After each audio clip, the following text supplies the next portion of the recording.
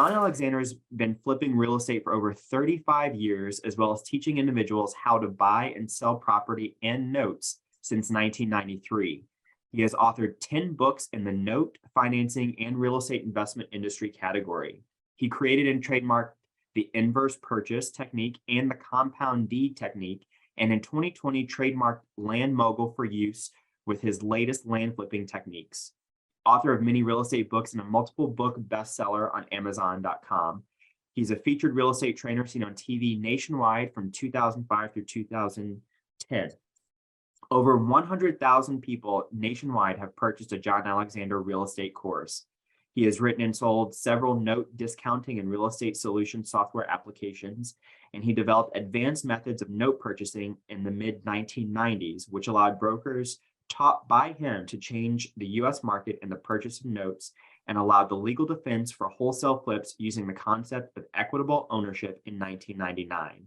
He created the inverse purchase method of flipping real estate, which introduced the novation method to the residential marketplace.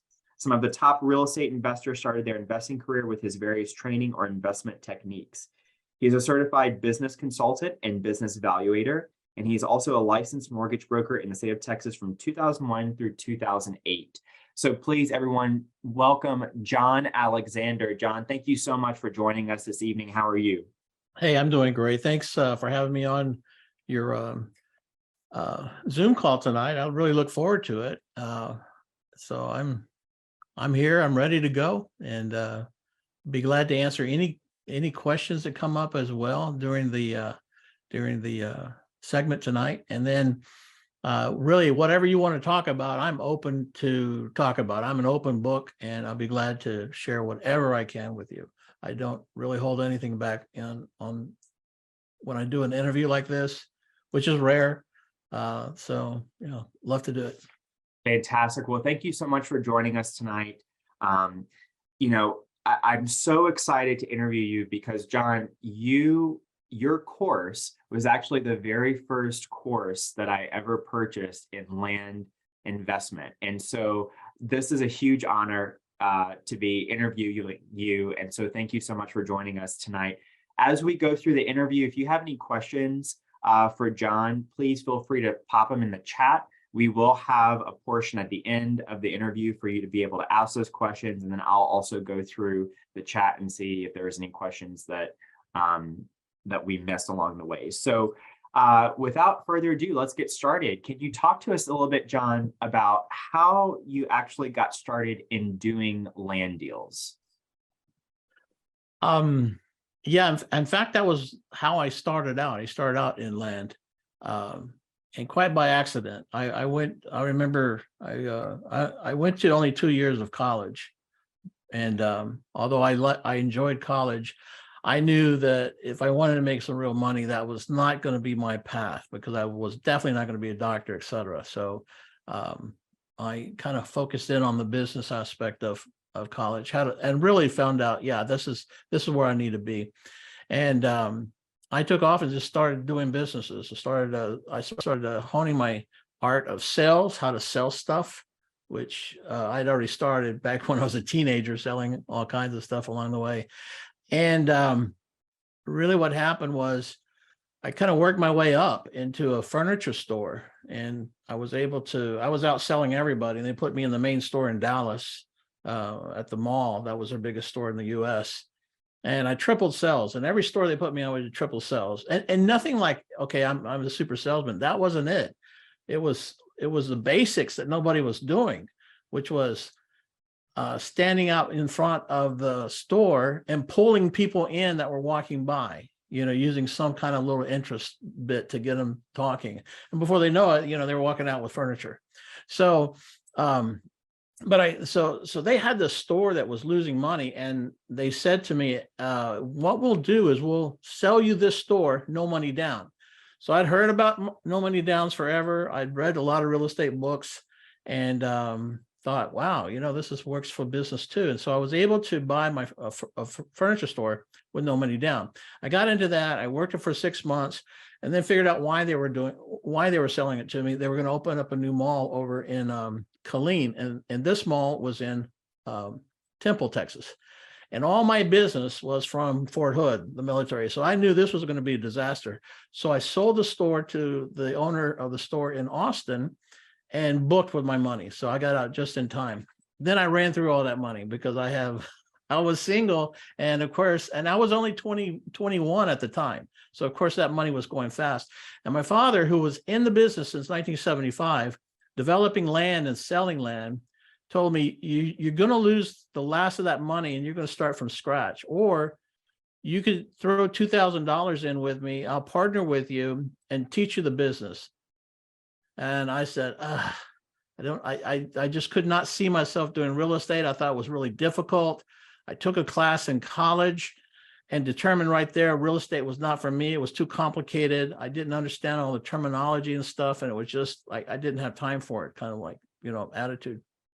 But what happened was that he said, oh, it's a real simple deal. He explained it to me and it sounded, okay, well, that doesn't sound too hard. Tie up a property and then flip the lots. So that's kind of like the idea behind it. And so he handed me a piece of paper and he said, here's the phone number here. Call this guy. And what it was a phone number from the tax roll. So he had a contact down at the tax roll, and she would provide him the phone numbers. And my dad could not read or write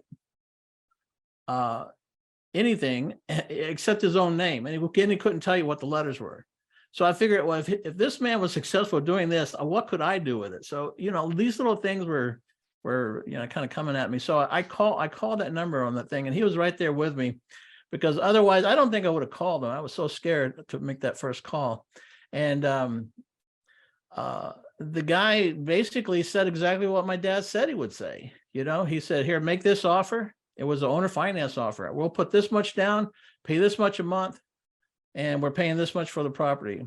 Does that sound like it's a workable deal? And the guy said, well, let me talk to my brothers and sisters. So it was an airship property. And then they came back to us a couple of days later and called me back and said, yeah, we'll take the deal. And so that was how I got into the first deal. I said, wow, that was so simple. Like one simple phone call, throw out an offer, and it was going to either be a yes or no. So that helped me get over my fear. And some of you who are brand new, if you have that fear, and a lot of you do, probably most of you will, just understand all they can do is say yes or no. So once we get past that fear of calling, you can put deals together like left and right. So from there, it took off. So yeah, I was able to buy that land, and we sold. Now this was in the middle. This is kind of like good because this was like what's happening now. So in 1982, when I did this, interest rates were like 18% interest, and inflation was out of control, worse than it is today, I think. Well, I know, because we can look back at those numbers. And I was so young and dumb, which was to my advantage. I didn't know that the economy was just wrecked, and you can't do business. So out of my inexperience, to know that, I just went with what was going on and said, my dad said, yeah, no, my dad never even mentioned, come to think of it, he never mentioned that the economy was bad. I don't think he ever felt it. And so anyway, we were selling lots like left and right. We could move 30 in 30 days. That's like, in the middle of a horrible recession with interest rates, homes were not moving, but land was moving like crazy. And I remember asking some people why they were buying the property instead of buying a house. And they said, well, we can't really afford the house, so we're going to buy the land, pay it off, and by then maybe the economy is better and we can put a house on it. And that's what they were doing. So that gives you some more insight into probably what this new market is going to look like for us as we go, into this recession next year. And kind of no matter what they say, we are headed into it. There's no pulling back what's been done. The printing press went crazy, and we're looking at a recession here that's really going to hit us hard. But be that as it may, land was great, never let up. And then by the 80s, I was building houses on the land. And then by the 90s, we had my first crash where I actually did feel it because of the builder. and builders do feel a crash. That's why we're losing a lot of builders. So, don't get into the land business right now thinking you're going to sell to builders. Be looking at selling to retail buyers, because they will always buy. And we're not really, land is not a credit-based asset like houses are. So we don't feel the recession like houses will feel the recession. And on top of that, almost everything we do in the recession, not everything, but a lot of what you can do in the recession can be owner financing too. So you'll get more sellers open to seller financing over the next few years, where that even when you call them, it'll just be an owner finance, just like I was doing in 1982. There was nothing about any cash at all. It was just seller finance. Every call was just a seller finance offer. So after that crash, things cooled pretty quick after. It didn't really last that long, a couple of years, like most crashes, a couple of years, and things start to come back. And then by the 90s, I got into notes, because when I was doing the land, I was just collecting notes like crazy. And really, I didn't have to work very much. All my 20s, I had all this note money coming in every month, and kind of just, played around as a single guy. But when I turned 30, I got married. And so that put a stop to all of that. And I started having to make money again. And so I really, right there, I started buying and selling notes, and kind of getting creative on, how far can we push the, the limit, which is kind of what I'm always looking for. Read the rules, find out what the game plan is, push those limits, and find a niche for yourself in there, because the niches is really where all your money is going to be. So you get into land. Once you get into land, find something else within that. I think, Brad, that's exactly what you kind of were doing. You got into land, and then you realize, oh, that's not what I want, but here's my niche I want to be in, and it. And now you can blow it up, because that's all you do 24/7. You can get creative now inside that, and just keep keep growing it. So that'll be a really amazing niche to be in, no matter what niche you choose, though. For anybody here, everybody has a different strength, your superpowers, as is said, and that's really what you should concentrate on. So after that, that's really kind of what led me into. I flowed with the market, so I'm always listening to what the market tells me, which is a good way of looking at the market. I don't try to force my stuff on the market. So by this time in the 90s, I had all kinds of techniques and all kinds of stuff, but it doesn't work. Not everything works in every market. So you've got to figure out, well, what is working right now, and concentrate on that and get good at that. And what I did find along the way, because I've really been doing this now for 40 years, about every year, small things changes within what you're doing. So you've got to be able to change to adapt to those. And then every 5 years, some major thing changes. You've got to adapt to that. And that every 5 to 7 year major change, that can be a real eye opener, because that's where a lot of people go broke. So I think probably 80% of the real estate investors right now out there doing wholesale flips and stuff, I think they'll be out of business by this time next year. Because they don't know enough yet. They don't, they've learned one method, one basic idea, and that's all they've got in their arsenal. And you've got to have more than that. Or you've got to go find somebody who knows and learn from them. And so that's the best way, and that's the fastest way, of course. But it always gets out there over time anyway. So by 1999, the note business for me was practically over at that point. It was kind of coming to a close. I could feel it. The numbers always tell you what's going on with the market. So I adjusted there to flipping homes, and just did that a lot. And I took what I knew from the note business and blended it into home flipping. So I was doing some owner financing connected with the flipping, and the inverse purchase technique came along at that point. I figured that out in 1999, and really capitalized off of that. So that is kind of the basic background of my house, from land to house, and now back to house. So about 10 years ago, my father, who is at 89, and he passed away. And at that point, I was just talking to him a couple of weeks before he passed away about a lot he was flipping, and he was really just flipping these infill lots, and a lot of times just going back and buying back the lots that he had sold before. People didn't want them or to get rid of them. He just flip them again. So just as a memory, I decided to drive down the street, find a lot and flip it, just to kind of relive the memory of it. And then, when I did that, I realized, wow, that was so much simpler than houses. I forgot how more simpler a land is to houses. And then I went right around the corner and picked up another lot and called, just Google skip traced them, and found the owner, called them up, asked them if they, what they wanted to, if they wanted to sell, boom, put a contract on it and flipped it. And then after that, I figured, what I really need to do multiple numbers of these, I need to figure out a way where I don't have to pay for the lot up front, because if I get like 5 to 10 lots in a month, that's a lot of money I've got to put out to wait to get closed on. And it goes against all my principles of not putting money up. So what I did is I developed a technique called a self-funding closing. And that's ultimately 8 years later, I wrote a book about that technique called How to Flip Vacant Lots. It's on Amazon. And that kind of goes through that system. And then from there, those are for smaller in lots. And then I started specializing on different methods of getting the larger lots, up to maybe 10 acres and flipping in that. And that's pretty much where I'm at right now. And what I teach people to do and what I love spending my time to do, I was doing it today.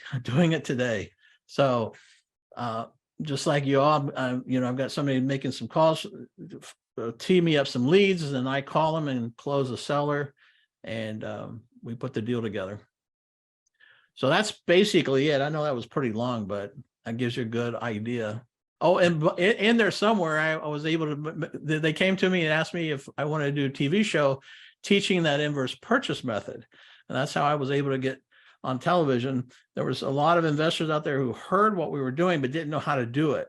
So their coaches actually told the owners of the TV station, hey, or the company that does the info, hey, go find this guy so we can do this method. And they flew me out to California, gave me a deal. And that's kind of how that all happened. That's incredible. A TV show, real estate TV show for someone that never thought they were going to be doing real estate. That's incredible. I love hearing your journey. I love hearing about the evolution that you took as an investor from going, starting in land, going into houses and saying, oh, no, never do, not doing houses anymore. Land is where it's at. I definitely get that. I actually started doing, I was wholesaling single family houses. And my business partner said, hey, let's try flipping a lot and let's just see what that's like, just as sort of an experiment. And I tried it, and within the first 2 weeks, I said, I'm never touching another house again. Land is where I want to be. It's funny how immediately it strikes you. Oh, this is like 10 times simpler and faster too, really. Absolutely.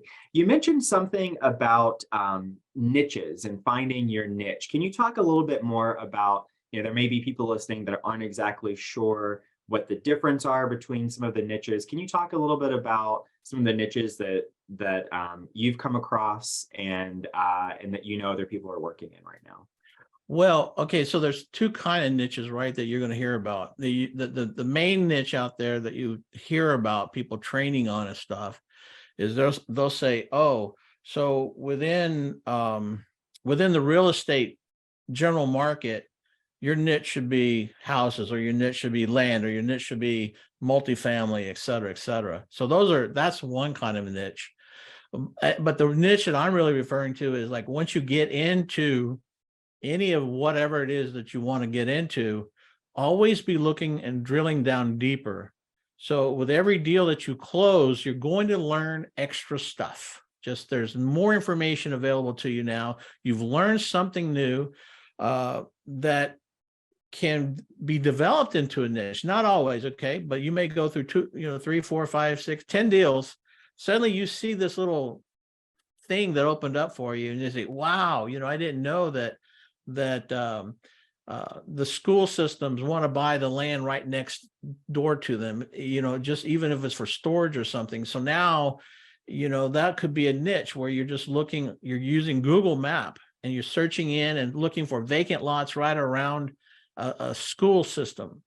The same idea then can be applied to, I can look around a church. So there's a lot of churches in these old neighborhoods, these neighborhoods that typically have lots that kind of sit there. But if it's anywhere near the church, they need parking lot space. So they'll buy and pay, full price for lots like that. So that's the kind of niche that you're always looking for. And it applies to anything that you're doing. And then you can just, you add that into the mix. I mean, we never stop what we're doing. One of my philosophies I learned long ago through a horrible experience of stopping before, I developed out the next business, is wherever your main money is coming from right now, you never give that up. Even if you discover something where you can make more money, don't give up the main thing until you've made sure that second thing that you're looking at has been profitable for at least a year. So then that, okay, well, that wasn't a fluke. It wasn't just, a momentary thing that happened and suddenly, so there's a lot to be said for, not pulling that trigger. And some people will tell you, jump off the mountain and I'll build a parachute on the way down. I don't like that. And, although you're going to do that in deals already. So why are you going to do it where you're risking capital? You do that where you don't really have to risk capital, not your basic income, because if you go broke, that's a long way coming back. So we use that example of jumping off the cliff without a parachute only in certain areas. For sure. That makes total sense. Yeah, that's really, really super smart and great advice. One of the things that you mentioned is that when you first started, in doing like a land deal, your very first land deal was buying on terms. It was an owner finance deal, which is a little bit different from how a lot of other people come into the land space. I know a lot of people that I've talked to get their start doing wholesaling, or they do cash deals if they're doing flipping. So what can you talk a little bit about the difference between doing cash deals and owner finance deals? And if someone is used to doing cash deals, what does that, like, how can they start moving into the owner finance and that type of thing? Well, first of all, to move into that, a couple of things. I'll start from the idea that where this comes in at, and you're right, Kendall, wholesalers have come into the land business and kind of, I'm going to say they always hurt the business whenever a wholesaler comes in and touches anything, because you get all these wholesalers that come in and they overquote people and they make it harder for the rest of us, right, that actually know what we're doing.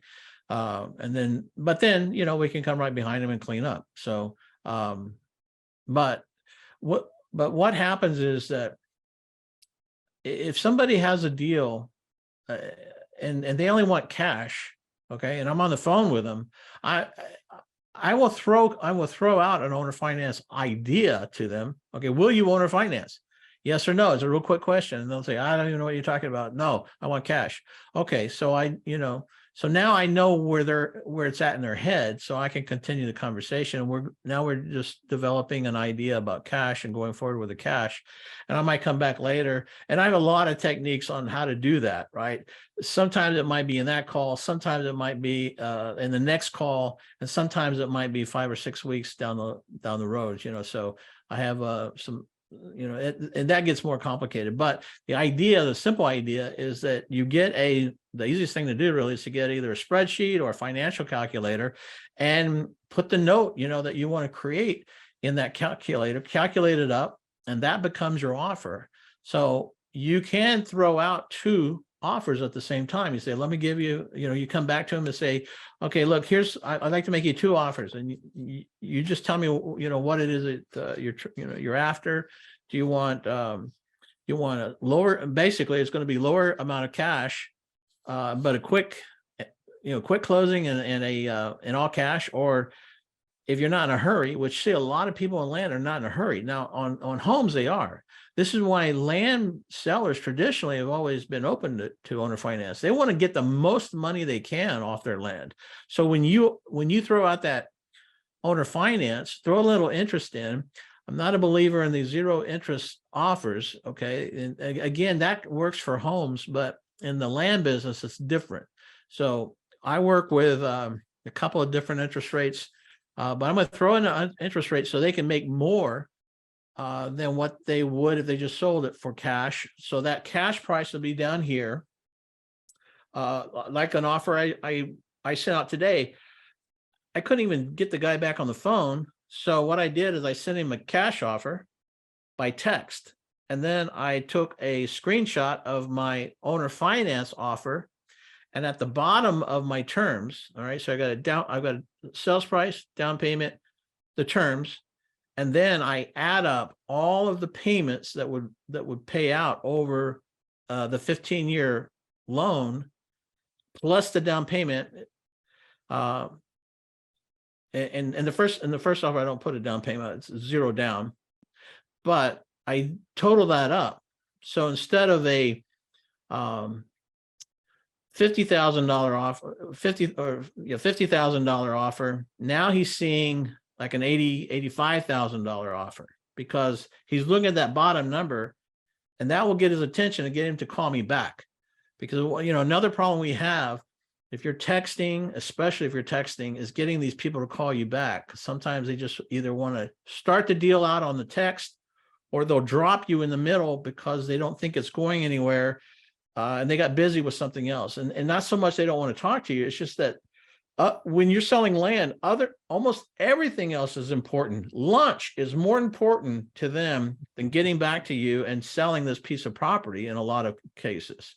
Okay, so I'm throwing out that offer. And then I have another backup offer ready to go if he comes back and says, well, I want a down payment. Well, yeah, I can give you a down payment. So what do you think I'm going to do? Anybody? If he wants me to give him a down payment with a different structure, because my first offer is 0 down. We'll get a little training in here, Kendall. Love it. Love it. Anyone want to jump in? I would do 2 things. Okay. What you do is I'll throw in a little bit of down payment, but then I'll reduce the interest rate and I'll reduce the price. This is the total sales price. So then he's looking at the bottom figure of, if all those payments come in, where's that money at? And believe it or not, of course, it's going to be lower. So now they're pushed in their head. Do I want to take 60,000 or do I want to take the 85,000 with no down? That's hard to turn down when you're not, again, get in the head of the land sellers, not the home sellers, because this wouldn't matter to them as much. But land sellers are looking for every penny. So, and they don't really, sometimes they don't care about how quick that money comes in. In fact, a lot of you who have already been talking to sellers, if you ask that normal question we ask a seller on that first call, do you need to sell right away? The answer is almost always no. And what are you going to do if you don't sell it now? I don't care. I'll just keep it. See, those are not answers you hear generally, in the home business, because if they say they're lying, but land, some of these people have had it for 20 years. They're not in a rush to sell. And so they're not in a rush to, so if they can get more money and maximize their money, then it works. And then of course you have the tax angle. You can always throw that in at the last. I don't lead with that. But I throw that in, but those are just some ideas there on the owner financing. But that's a general idea of, getting creative in making offers with owner financing and getting them to the owner financing, even when they want cash. We spend a lot of time talking about that, as you know, Kendall. Right. Yeah. Yeah, that's amazing. Just the opportunities and possibilities that buying on terms or making a terms offer opens up, it's incredible. And so if someone is used to paying cash or doing a wholesale deal, and they hear, okay, I can start offering creative financing offers, they may be thinking, well, then what do I do with it? What's the exit strategy? Once I get it under contract, or once we agree to terms, what's the exit out of that when you have it on terms? Because it is a little bit different from, I have a cash offer accepted, and now I'm going to turn around and sell it for a higher cash offer, and now I have my split. Can you talk a little bit about the exit strategy on a note? So when you're looking at doing notes, you're always looking at a spread between, again, what you're buying for, even if it's on owner financing, and then what can you sell it for. So I'm looking for, obviously, a bigger down payment. So if I give the seller 0 down and I can get 10,000 down, 20,000 down, let's say a $80,000 property or so, that's cash that goes in my pocket. And then there'll be also a difference on the note. Let's say I match the note even. So let's say there's a $60,000 note now after my buyer puts a down payment, and my purchase price was $60,000. So I've got $60,000 that somebody's paying me, and I've got $60,000 that I'm paying somebody else. So if I have a 6% interest rate on this one and a 10% interest rate on this one, I'm making a spread. Automatically, I'm going to be making a profit. But oftentimes what happens is there's also a difference in that note amount. So now that note amount also can make a big difference. So the offer I made today, I might as well we'll just go live with it. That way I don't have to remember too much. Okay, so on this one, it was 55,000, 0 down, 55. So 55,000 would be also the loan amount. Obviously, 180 months, 6% interest. That's a $464 monthly payment. And if I take this, if I do the same numbers in at a 10%, I think there's almost $200 payment difference. So I'm picking up an extra $200 in cash flow, something like that. But this guy would get on this one, this is 83,550 and 83,541. And I'll give you show this to you if you can kind of zoom in. This is actually what I sent them, and that's blurry, but you get the idea. There we go. Okay. So, and then if he does the other one, the same thing happens. So I'm making, I'll make less of a cash flow on this one, but I'm making more of down payment. So I can pick up that, full 15,000 or whatever I'm asking for on it. And if I have to give him money, I'm giving him money out of the down payment I'm getting. So it's not costing me anything. The rest of the down payment goes into my pocket, but now I'm making more on the spread because I'm now pushing a lower offer to him, lower offer, lower interest rate. That's fantastic. That's really cool. That's really cool. So when you are structuring your offer, are you also thinking about your exit strategy in terms of, so like, for example, for a cash sale, if we know that the retail value that you could potentially sell this lot for is $55,000, how do you kind of reverse engineer that to know what an end buyer will pay in terms of a terms offer in order to be able to structure your initial offer with the seller? Well, when you offer owner financing on land, first of all, there's no appraisal system inside land. Okay, so in homes, there is an appraisal system. Everybody knows what that home is probably worth. And you can get right down to within $5,000 of where it should be, whether you're selling it retail or whether you're wholesaling it. So there's not much of a science, or let's say there's more science there, less art. But in land, it's more art. So you're going to, find out what some comps are if you can find them. All right, and a lot of times we can do that online, and then we can take that as our idea of, okay, the highest price that the land is selling for, in this area in the last year has been this price. that's pretty much where I'm going to be, plus some, because remember, we're owner financing it, and that's our note, and that's our deal. So I can usually push it a little bit more. So one that I just finished flipping recently was the last sale was 52,000, and I sold this one for 58,000 with owner financing. So, and there was no negotiation. He didn't even try to negotiate it. Actually, he did only by accident. I offered it for 60,000, and he said he only had 8,000. So I wanted the numbers to work out easy. I gave him a $2,000 break. I took the 8,000 and put that in my pocket. So that's the idea behind, how you can structure the end. So basically I work backwards on every deal. So the deals that I made offers on today, I go through a process, we're looking them up, pulling them up, finding out what they should sell for. And that tells me, and I'll just put everything in a spreadsheet, right? One side will be what I can retail it for, and then I can play with a note, a couple of adjustments, and I have my offers ready to go. And then really, I don't have to do too much more than copy and paste them, because even if I'm telling somebody on the phone, I'm going to tell them generally, what the offer would be from the standpoint of owner financing. You still need to get them something physical so they can see it. Numbers don't last in our mind. It's hard for words to last in our mind very long, much less numbers. So I'm always following up with a text of what the deal looks like.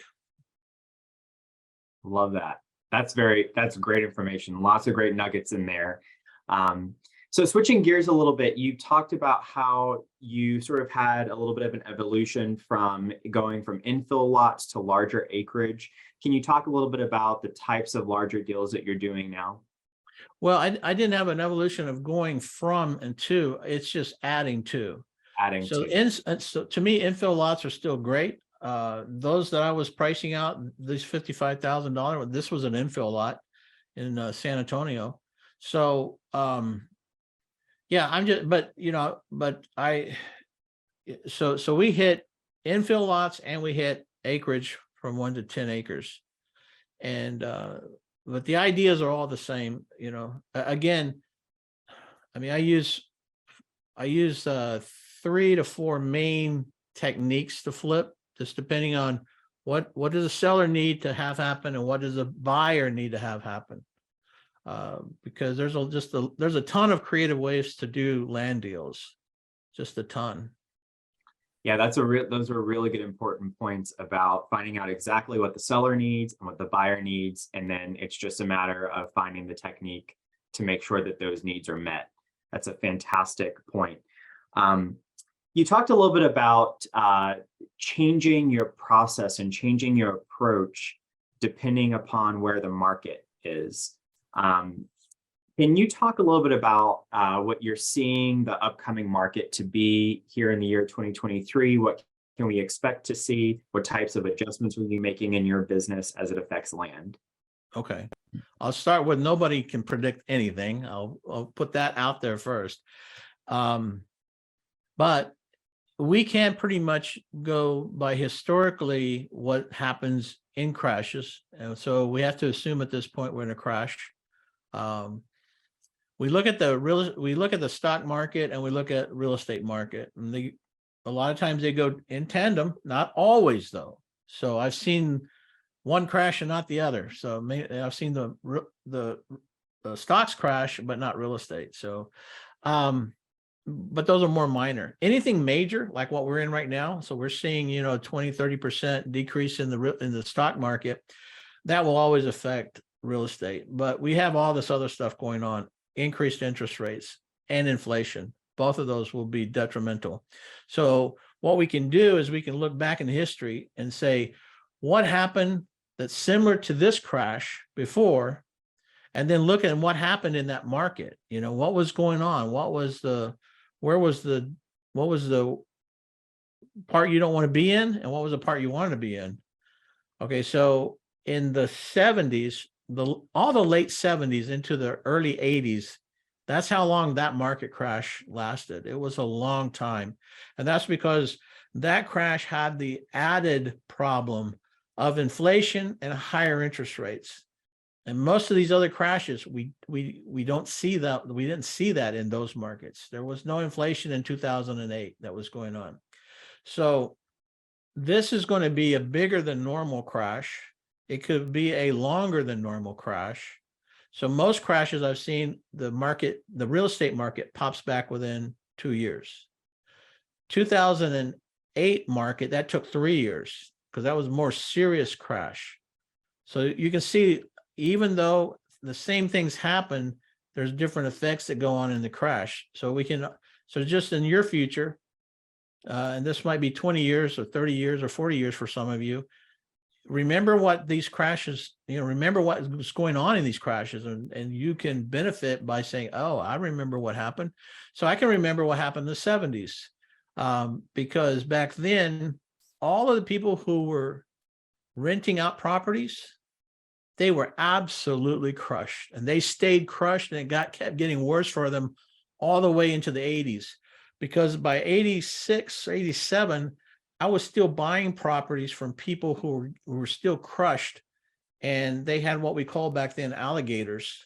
They called homes alligators, and the alligator was because it ate more than was coming in expenses.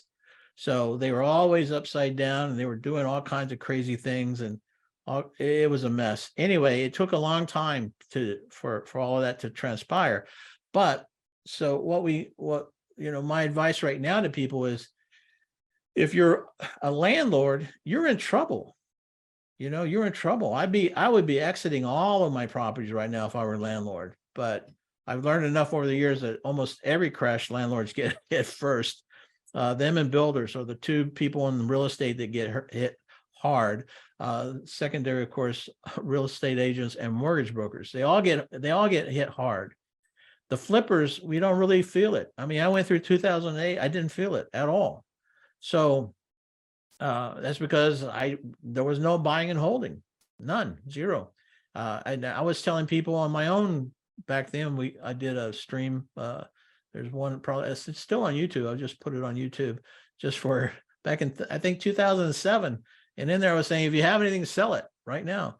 And that was a year before that. Now, I didn't know when it was going to happen, just like none of us. And you hear this though, but as real estate investors, if you're doing deals nationwide, you can see what the numbers are. It doesn't take a scientist to come along and tell you when a crash is going to happen. Suddenly your sales go down. Suddenly buyers start to dry up. I mean, as soon as you see that, a crash is about to happen, and it can take a year after that, to really hit. But yeah, so this year, I think we're going to see much of what we saw in the 80s. We're going to see we'll see the housing market can get hit hard. However, all right, because every crash is different. The parameter that we have out there that we didn't have back in the old days is we have corporate America trying to buy up every home so they can rent it out, because they are turning us into a renter nation. There's no doubt about that. And so the crash will get prices down to whatever they can get down to. And again, I think next year we'll see our lowest prices probably by the end of the year, and maybe into the following year after that. And it may stay low for quite a while this time, not like bouncing back like it usually does. But all that time, the corporate, BlackRock and everybody else is in there, hedge funds are in there swooping up all these houses, and people can't afford to buy anymore, and they're renting. So it's going to be for them, it's a match made in heaven. But if you're a landlord, if you're an individual trying to keep up with the expenses, you can't do it. BlackRock's got unlimited money, and they've got a government right there they're working hand in hand with. They can print up all the money they need. And, so those guys get bailed out. We don't get bailed out as investors. So I'm very cautious about anybody being a landlord business or multifamily right now. Now, it doesn't apply so much to apartment complexes. So back in the 70s, they weren't really affected as much as individual homes were. So the alligators, those are all individual homes and mobile home parks. So those were the ones that really got hit bad back then. So, but the other things were not so bad. And then I would say that flipping is always going to be the safest because you're not holding, and you can flip all the way down in the market. And that's why at some point sellers with land would welcome just any buyer to come along, because buyers will dry up, and then because right now they're getting inundated with mail, and they're getting inundated with text. So, they're getting hit every day with text. Well, that all comes to a stop at some point, and then you're the only game in town, and your only game is owner finance. So that's what starts to usher that in. So I think that will be, again, more so next year than even right now. The sellers are still thinking they can get last year's prices in land all cash. And while you can still find some buyers out there, they are drying up for cash, as far as the cash buyers. But I'm not seeing any drying up as far as the owner finance. We're doing fine if we're selling on owner financing. That's why I'm already, getting the idea out to investors. Hey, get your deal done with owner financing, and then owner financing. So basically you're creating a wrap, but it's not like a home wrap where you got a mortgage involved. Your seller is just financing you, and then you're financing the end buyer. But that technically is a wrap. And by the way, you've got to follow all the same wrap laws that your state. I'm in Texas, so we have laws here we have to go by, being that has to be closed at a title company, there has to be a lawyer involved there somewhere for that paperwork, and to make sure the disclosures are correctly given to the individuals. Very, very interesting times coming for sure. When you are selling and doing disposition on these owner finance deals, how do you go about selling that? Do you just throw it in the MLS, or what's your preferred method of doing disposition? If I'm trying to sell for cash, and it's anything above 20,000, well, first of all, I don't go there first, but the MLS is the way to, try to get a maximum cash offer out there. But there's nothing that beats a sign on a piece of property. That's like my number one thing I tell all my members. Hey, the first thing you do, if you can get a sign on that property, you can't always get a sign on a property, because sometimes I flip all over Texas, and I never put a sign on any of those properties. But if it's within, a 30-minute drive from me, and I do plenty of those, I'll drive by there and put the sign up, and try to, and I'm always looking for other, opportunities, because when you drive into an area, suddenly you see things that you can't see on Google, or your list is not going to give you. That can be an opportunity. If you're driving for dollars, and no matter where you live in any state, one of the great ways of finding properties just to drive around, go outside the city primarily, and drive into some country subdivisions, and drive in there and look for just an overgrown lot, that's just all weeded up and vines and all whatever. Just, it's the one that stands out. You can't miss it. And then grab that lot information. And if you have like Landglide, for example, you can get on your phone, and you can just open it up, and it tells you who the owner is right there, and try to do a cold call to that person. Now, if you're driving for dollars, I'm not big on mailing to them as much as just doing a cold call and trying to find out that way. And where mail fails, and it's going to fail a lot, that's why you have to mail a lot. Cold calling somebody, you're trying to really find them individually, your odds of getting the deal increases tremendously by doing that. So that's a great way of, finding just local stuff, and just start there. That's fantastic. Super low cost as well. Just drive around. Free to start. Yeah. That's it. Can you talk? You mentioned cold calling just now, and that's a pretty big topic for a lot of people. Can you talk a little bit about maybe some tips and tricks for people that have never cold called before? How do you talk to sellers? What do you have any suggestions about that? Like in my training, I give 2 scripts. I give what we call call 1 and call 2. So there's a call that you make individually And that first call is generally a response to either a mail or a text or whatever. And that gets some initial information. Well, what you would actually do in that call one is the same thing you would do on a cold call with somebody. So if you're just searching for a particular property and calling them, you're going to get all the basics. The things that I like to try to get is, and it's a good, and I've trained this even on houses when I was doing houses, and a lot of stuff that applied to houses apply here too. But one of the best lines, and you should all write this down because you'll get so much information out of a seller if you use it. They'll just start talking, and sometimes if you keep your mouth shut, they'll just keep going. Tell me about your situation. That's it. Just, can you tell me about the situation? And then whatever goes on in their head, is their hot buttons, and they'll start talking about what's going on with this property, and what they're telling you in this conversation at this point is a lot of their hot buttons that you can use to get this property. Okay, because you're going to find out their needs, their wants in a conversation like that, and their pain, which is the main point of that question.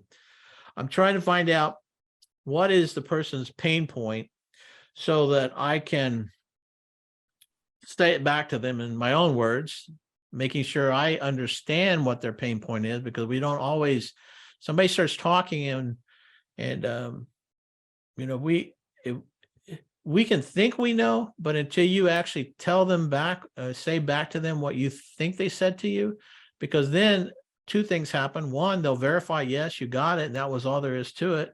Or two, that'll open up another conversation of even more pain, which is what you want. The more pain they can tell you about, then you're the doctor here, and you've got the cure, the solution, and that's where you can say, okay, I can take care of that. I can fix that. I can do this. I can do that for that to take care of that. That's not a problem for us. These are things I'm always saying these kind of little things when I'm talking to somebody like that. So that's the initial thing but if you're just, cold calling, you can say, hey, I was out driving. I live down the road. What you want to do is build rapport, and that you're not like the other, cold callers that may be calling them. So if you found this by driving for dollars, we'll say, you want to appear always like a local person. And if you've ever bought anything or own anything in that area, you should say, hey, I'm your neighbor. I have a property right near you, and I was driving by. I saw this lot that was grown over, and I wanted, I'm looking for another piece of property. Would you be willing to sell this? So real simple. You don't want to sound like you're reading a script. You want to sound like a regular person. This is why I have these scripts, and I tell people in my training, read the script, understand what we're trying to say and convey and do, but then release yourself from the script and just get on the phone, ask a couple of questions. And from there, it's going to take off in the direction that you need it to take off in. And now you're looking at just connecting with that person, and every connection will be different. And interesting, because really, the only way we can help somebody is if we know what their problem is. And if you can't help somebody with that lot, then they don't have any reason to sell it. Why, if they don't have a need to sell, then why should they sell?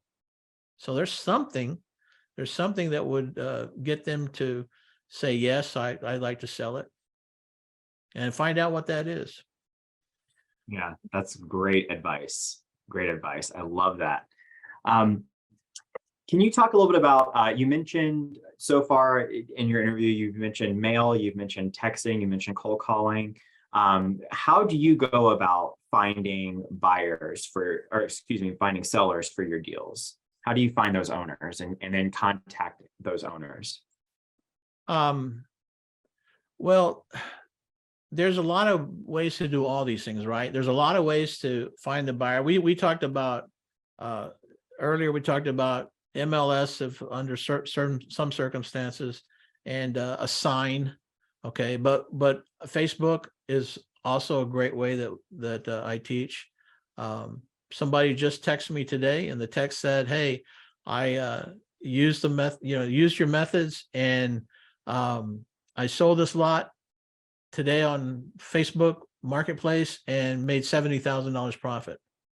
So I like hearing that because, it tells you where, what are these avenues? Like you're asking questions from the seller standpoint, but what are these? But these are important questions. Okay, how do we do that? Well, from the seller standpoint, the seller side, I have from day one used a couple of methods, right?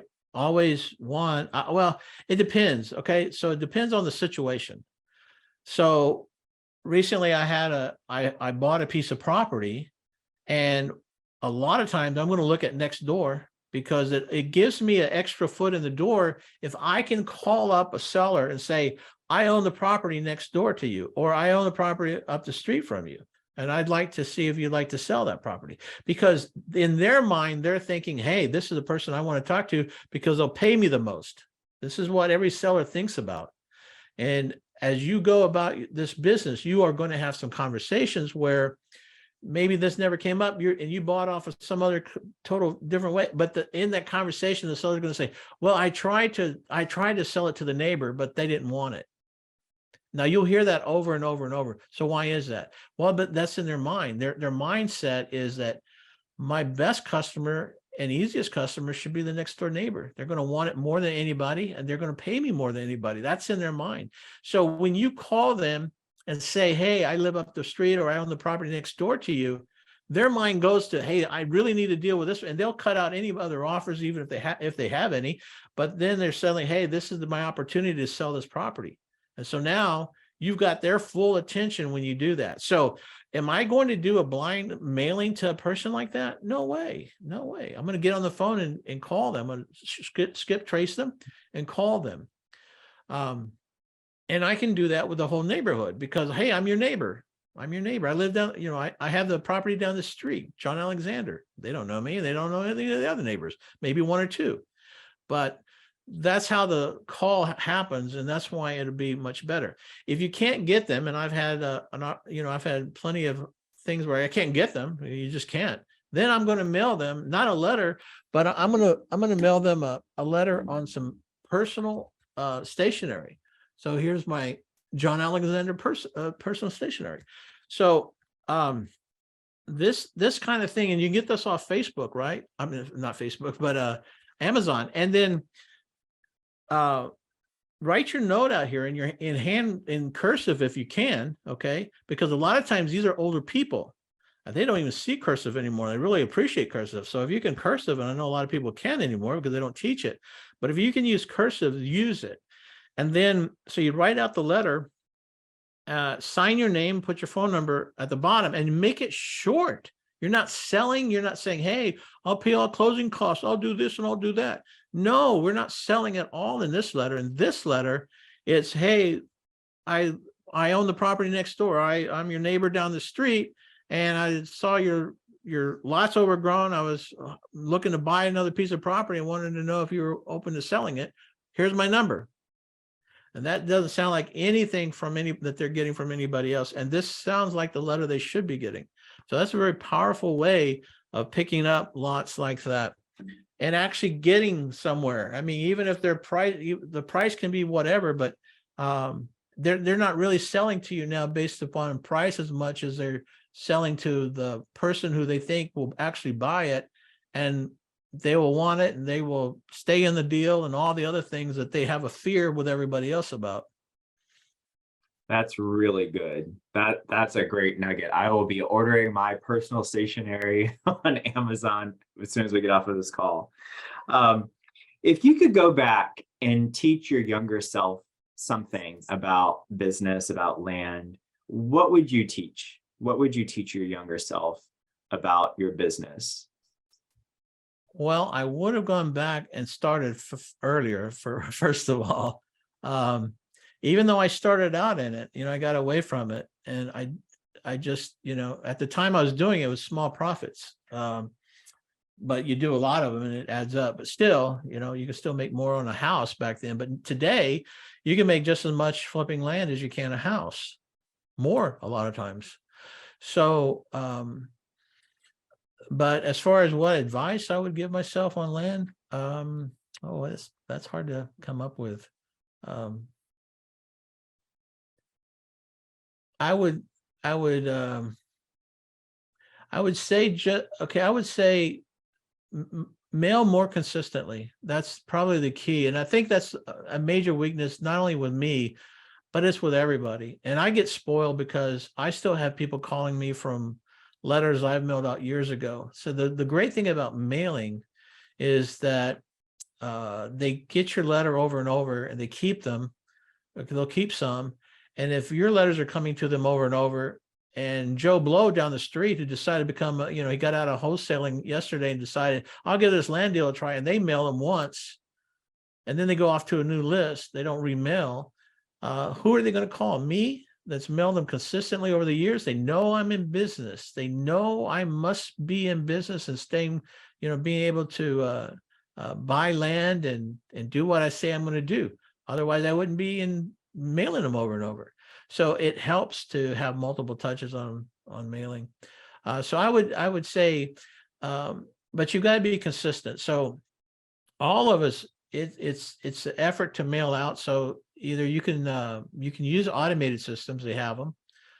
So that's one way of doing it, but just having the discipline to mail more is probably what I would say. Because I should have done a lot more mailing than what I did. And I still make good money, but man, I could have made a lot more money if I'd mailed more. This is the bottom line is you're going to make as much money as you put into your marketing and promotion. Yeah, that's huge. It's so much of it is marketing, finding. And we're lazy. I mean, people, especially us, we get we're getting lump sums of money, 10, 20,000. You go, I'm not going to work next week. And we get into that. Exactly right. Thank you so much. Unfortunately, we're running out of time, but John, if there's anyone that wants to reach out to you to contact you for questions, or if they're interested in picking up one of your courses, joining your memberships, how do they contact you? The best way is to go to join my Facebook group, the free Facebook group at Land Mogul. So it's Facebook group /groups/Land Mogul. So you can open up any groups, take everything back to the groups, and just put in Land Mogul, and you'll come to my site. It's also at my page on johnalexander.com. johnalexander.com. There's a link there as well. And then I have, I have the books there. I have some training in there. I have my mailer is in the Facebook group. So under the files section, you can get my main mailer. It's the one I've used for many, many years. It works, and it continues to work for everybody else. So sometimes we modify it a little bit here and there, but not too much. And then also, if I also have a mentoring. So if you want to do a more advanced stage, or you want to do a lot of, learn all my techniques, basically, then I have a mentoring, and we can jump on a call for that. And you can always reach out to me if you have a quick question or something on Facebook. I don't do marketing anymore on Facebook. I'm really semi-retired, and I do this because I love it. It keeps me active, and so I keep a small group, and I like it that way. So. Excellent. I cannot stress how valuable John's materials and his guidance has been in my career, and continues to be extremely valuable. And so I highly suggest, if you're interested, pick up one of his books, get his courses, check out his mentorship, at the very least, check out his Land Mogul group. Some great information going on there as well. Thanks so much, everyone. Have a wonderful week. As always, we will be doing more of these coming up as well. Every Thursday, 6 p.m., we'll have a new guest. Again, I want to thank John Alexander for sharing all of his valuable wisdom with us. Until then, take care, be great, and we'll see you in the next one. Thanks, Kendall. Thanks, everybody. Thanks so much. Have a good night, everyone. If you're interested in hearing from other 6- and 7-figure land flippers about how they've built and run their businesses, then check out my group, OnlyLandFans, where I do a live interview each week inside the group. You can grab that link at the description below. Until then, be great, have a great week, and catch you in the next one.